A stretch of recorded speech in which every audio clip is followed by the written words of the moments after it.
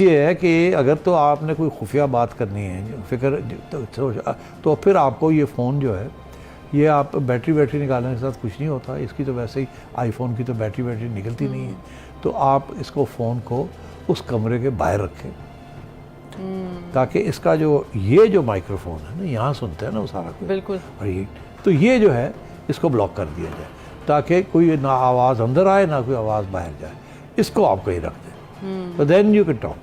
Second, आप क्या कर सकते हैं कि आप टेलीविज़न ऑन कर दें जहाँ आप बैठे हुए हैं और फ़ोन को टेलीविज़न के साथ रख दें।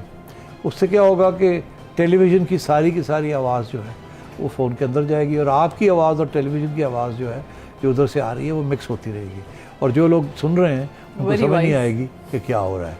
तो इसलिए ये कहते हैं कि जिस कमरे में आप बैठ के बातें कर रहे हो तो और कुछ नहीं तो टेलीविज़न ऑन रखें थोड़ा सा हल्का, ताकि उसकी जो सिग्नल्स हैं वो इसके सिग्नल्स को कंफ्यूज करें।